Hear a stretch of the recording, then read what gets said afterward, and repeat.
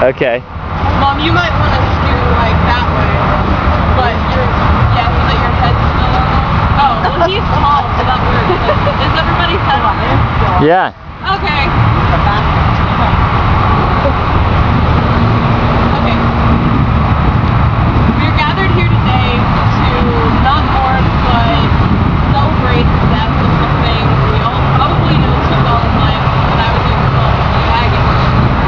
And baggage is basically what I would define as anything that hurt you, that you're holding on to, that you're trying to carry on your own, that's a burden. And baggage is something that sometimes we pick up from this relationship, sometimes from mistakes that we aren't forgiving ourselves for, and sometimes just from embarrassing or crappy moments outside of our control that just stick with us. And during baggage's lifetime, sadly had many accomplishments.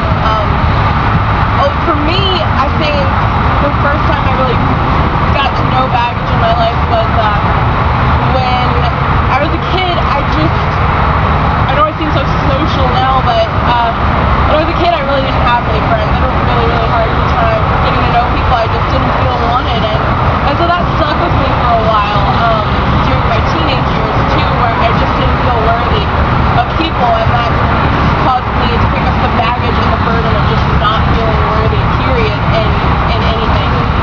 Oh, I'm giving a speech on a speech class. Oh, that's all right. I didn't know what you were doing. So, brother, be one of the ones that... Yeah, Hey, I'm staying over here. Like, what are you doing over there? I didn't mean to interrupt. You gotta have to work with that. Interruption.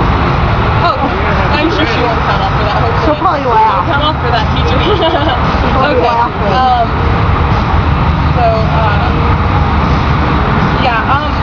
Basically, I still had that burden I was really carrying on my own, not feeling good enough. Even after becoming a Christian at 15, something I'm going to get to a little bit later,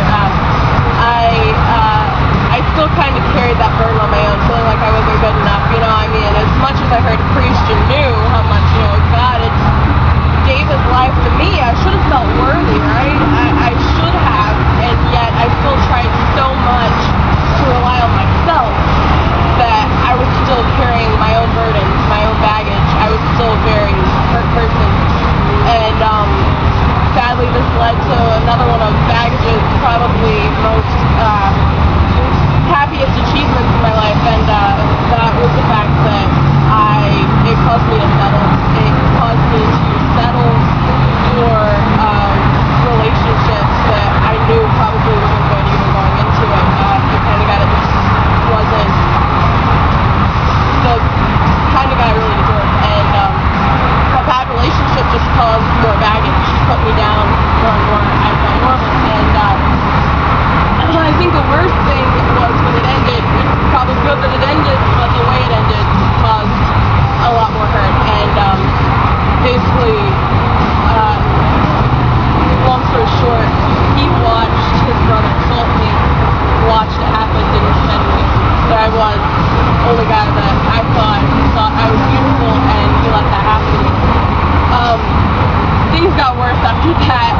The way I tried to solve things at first was by being tough, relying on the fact that, okay, I'm a smart person, I'm a tough person, I can get through this. You know, there's plenty of books out there that tell you the way to get rid of your baggage, the way to get rid of your hurt is by toughening yourself, by being independent.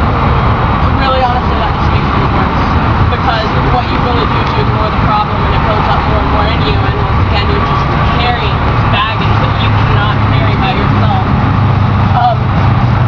So the death of my baggage was caused by me turning things over to God. When I completely turned things over to Christ and laid everything at his feet, that's when I realized, we were not meant to carry these burdens on our own. And by turning that over to God, I was able to get through things by him leading me through it. I would have never been able to get through things on my own. And basically, I'd encourage you today not to grieve the loss of baggage, but to celebrate it.